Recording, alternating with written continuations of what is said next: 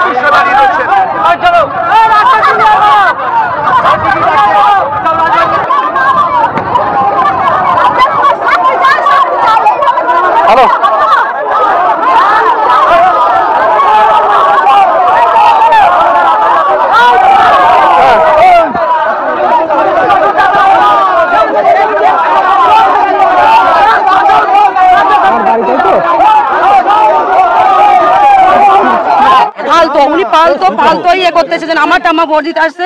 উনি বলছে আমার মাথা ঘুরছে, তখনই চার্জ দেখাচ্ছিলেন যে আপনি এই লাইনে ভোট দিন। উনি বলতে চাইছেন যেখানে যে প্রার্থী এসে দেখিয়ে দিচ্ছে যে কোথায় ভোট দেবে, ওটাই কি কোনো চিহ্ন দেওয়া ছিল? পদ্মফুল কি কোনো জোড়া ঘাস ফুল বলে কোনো চিহ্ন ছিল না? তাহলে ওখানে যে ভোট দিতে সে কমপ্লেন করছে না, অথচ এজেন্ট এসে কমপ্লেন করছে। কারণ তৃণমূলের চক্রান্ত চলছে আর চলবে, এই নিয়ে ফালতু আমি কথা বলতে চাই না, কারণ এই তৃণমূলের চক্রান্তে আমরা পা দিতে চাই না। অবশ্যই অবশ্যই সঠিকই বলেছে। ভোটের এই পরিবেশটা দেখে সন্দেশখালীতে ভালো লাগলো, কেননা যেটা আমরা 2011 করতে পারিনি সেটা আমরা 2024 করতে পেরেছি।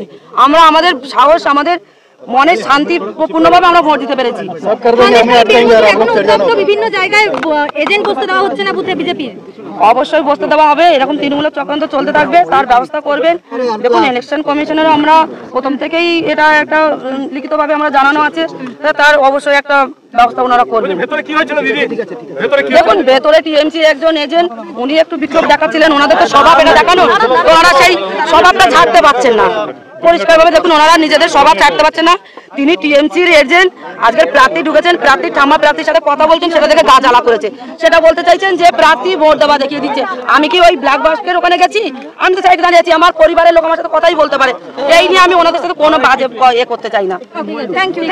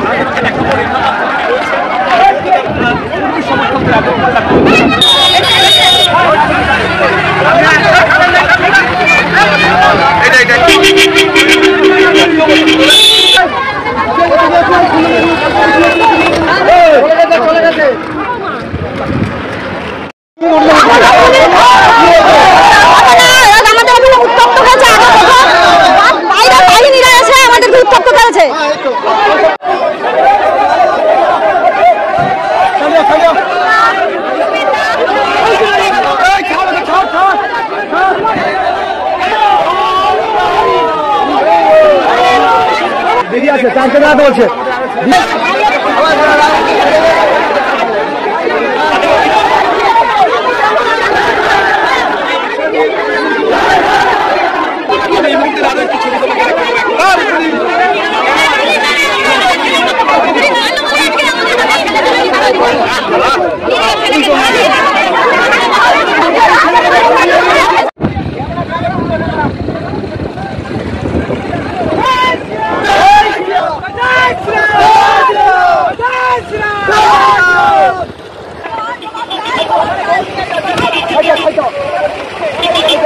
তুমি উঠে যাও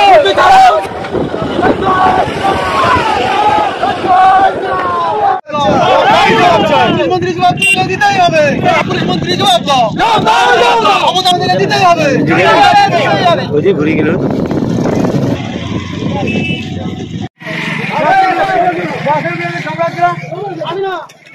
কি হয়েছে কি হয়েছে কি এই মহিলাগুলোকে